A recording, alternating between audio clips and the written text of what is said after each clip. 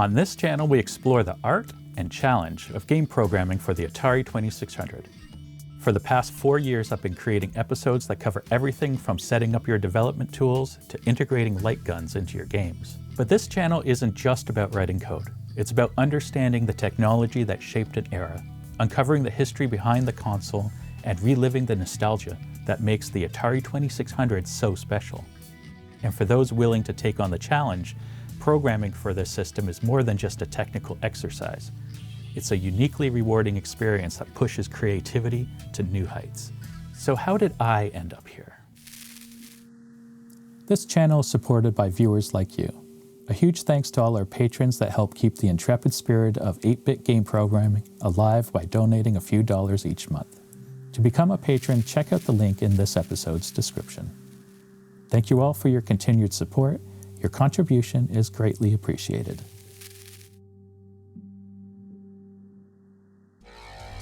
On Christmas Day, 1981, my brothers and I received an Atari VCS along with Asteroids, Space Invaders, and Superman. It was a very good day. We spent the next couple years begging for and playing a good collection of cartridges. I was enamored by Pitfall, River Raid, Kaboom, Demon Attack, Raiders of the Lost Ark, and E.T. Actually, I don't remember disliking any games we had, not even Pac-Man.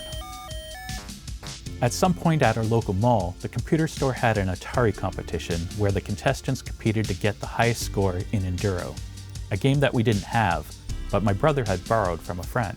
Turns out he was very good at it and won several prizes, I believe including another Atari 2600 and an Atari 800 XL. I hope I can talk my parents into buying me an Atari 800 XL. Well, tell them all the things he can do for you. Right, I'll tell them it's got 256 colors and 4 sound channels. I don't know, that's a little technical. Why don't you tell them it'll help you learn music and art? Well, and there's integrated software for word processing, spreadsheets, forecasting. No, tell them it'll help you write term papers. I'll tell them it's expandable with serial link peripherals like modems and disk drives. Tell them it's your birthday.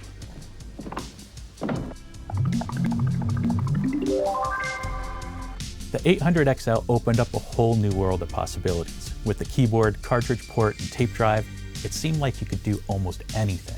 Even the built-in self-diagnostic routines intrigued me, and I will forever have the audio test burned into my brain. The owner's manual even included some sample basic programs you could type into the prompt. This would turn out to be the first code I ever wrote. At some point, we picked up Compute's first book of Atari games. It had other program listings in it, but every page seemed like endless lines of numbers. You had no idea what you were doing. We would type in a line, check it on the screen, and then cross it out in the book. This went on for pages. When you were finally done, you'd run the program, only to discover it didn't work. Back to the sea of numbers to figure out which one of them was not like the others. Luckily, we had a computer store just around the corner from us that carried magazines like Byte, Analog, and Antic. And even more lucky for me, they would throw out the remaining copies of the old issues into the trash. Every time I saw the garbage area left open, I'd crawl under the door and dig for treasure. One such treasure was the December 1984 issue of Antic, containing the basic code listing for Biff Drop, written by J.D. Caston, a young prolific programmer that supplied many other well-liked game listings for Antic for several years. The rooms within Biff Drop inspired me to make my own, but on paper. For some time, my school notebooks were filled with sketches of booby-trapped labyrinths that I imagined our hero making his way through. Fast forwarding a few more years, we went from the Atari 800 XL to the Atari 1040 ST, and then eventually switched over to the PC. In my teenage years, I started teaching myself C++ after picking up a copy of Borland's Turbo C++ for cheap at a computer store in the mall. I became very comfortable with it while working through the examples in the manual, but when I got to the Borland Graphics Interface, or BGI library, I thought it was terrible, and I wrongly attributed the capabilities of C++ based purely on this library, not knowing that I could make my own. While looking in the local bookstore, I found an interesting book on graphics programming with Turbo Pascal. It looked pretty awesome, so naturally I thought, this is what PC games are made with. Downloading Turbo Pascal from a local BBS, I made my way through the pages trying each example along the way. I consumed several books and eventually learned the basics of x86 assembly language, which I used as inline statements within Turbo Pascal for better speed. This allowed me to create my own super fast VGA pixel plotting functions. I used Mode X with its 4 pages of screen RAM to write a tile-based engine with smooth scrolling in all directions. At the time, I was going to create my own version of Sundog, a game I loved on the Atari ST, made by FTL Games in 1985. Around this time, discussions regarding emulators began to pop up on BBS's and Usenet groups. These introduced me to one called Stella 96, which could play Atari 2600 games. Unfortunately, my computer at the time, for whatever reason, was not able to run it. That would come a couple years later. In the late 90s, I'd learned about Atari 2600 Homebrew. The thought of making my own game for the Atari 2600 ignited a spark in me that never burnt out. At a time when video games like Final Fantasy VII and Wipeout XL for the PlayStation came out, I wanted to make an Atari 2600 game, but also a PlayStation game, and to make my Sundog clone on the PC. I spent a lot of time learning and programming bits and pieces for all those systems, but then I needed a job, and soon left my game programming ambitions to write WAP apps for phones, pixel-perfect websites, and Perl scripts. These days, I design and engineer cutting-edge, scalable service architectures. My passion for Atari 2600 programming may have subdued, and sometimes fell into a long period of hibernation, but it was always there in the background. I knew the basics of Atari 2600 programming in 6502 assembly language, which I learned over several years of tinkering and making bits of games, which were merely proofs of concept. I wanted to devote more time creating games, but ultimately something would pop up and it would be some time before I started back at it, usually at square one, because I never took care of the code since it was merely a bit of tinkering. One time, I was distracted for about 7 years. I started a band with my friends, wrote some songs, and performed at a few local venues.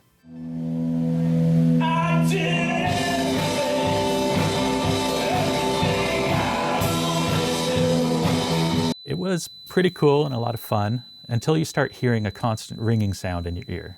So I backed off from the band and loud sounds. I still wanted to make music, so I started redoing some songs I wrote or co-wrote and figured out how to record them and mix them in my basement under a solo banner. This gave me the creative outlet I needed, and the ability to send my work out into the world and see what it gives back. A couple songs have been played on some college radio stations around the country.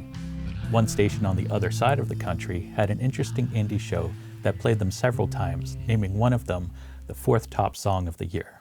On the other side of the planet, a prolific abstract artist was inspired by one of the songs and used the name and some of the lyrics for her interpretation of the theme.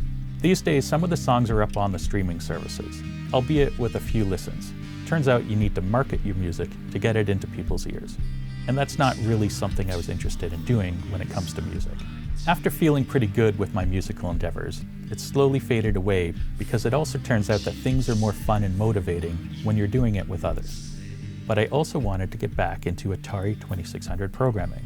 How does someone that wants to be creative, wants to share his creations with others, and more importantly, needs to stay motivated? You create a YouTube channel.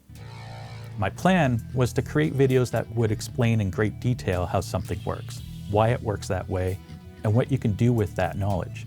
But I didn't want to make the same old boring programming videos that have flooded YouTube. For me, playing and programming for the Atari 2600 is about feeling. The emotions that surface as you're winning at a game you used to play while laying on your stomach in your family room. Or when you figure out the precise timing to write to the playfield registers when creating asymmetrical playfields. I wanted my channel to be welcoming of new potential game makers, those that want to know how the system works, and the many others that just want to take a trip down memory lane. In all honesty, the early episodes are very basic. I didn't know how to make YouTube videos or how I wanted them to be presented. They're awkward, and I made a ton of mistakes along the way. But I chose to challenge myself and make them better with each episode. And I think anyone still watching at this point of the video will agree. You don't want any more of this guy back, throwing his hot dog fingers at you. The episode's title poses an essential question. Why do I program for the Atari 2600? The answer lies in a mix of challenge, creativity, and nostalgia. Programming for the Atari 2600 is both technically and artistically demanding. The system's tight constraints force you to treat your code like an intricate puzzle, where every byte matters. Debugging and problem solving within these limitations is exceptionally rewarding, as every breakthrough feels like a personal triumph. Unlike later consoles, the 2600's architecture is entirely unique. No other system operates quite like it. Modern consoles rely on extensive libraries that abstract developers from the underlying hardware, but the Atari 2600 demands a direct and intentional approach. Every element, from graphics to timing to logic, is placed with precision, making each game a true reflection of the developer's ingenuity. This level of control allows programmers to leave behind a distinct creative signature in their work. Perhaps the most gratifying aspect of developing for the 2600 is seeing your creation run on actual hardware, a tangible, playable artifact that exists beyond the digital space. Whether you're making a game for personal enjoyment, as part of the Homebrew community, or even as a physical cartridge release, there's something that's deeply rewarding about breathing new life into an iconic console. Thanks for taking this nostalgic journey with me. I hope you found something that inspires you in your quest to create your own games for the Atari 2600. If you enjoyed this video, drop a comment and let me know how you found your way here, and whether you have plans to develop a game of your own. That's all for now. Thanks for watching, and I'll catch you later.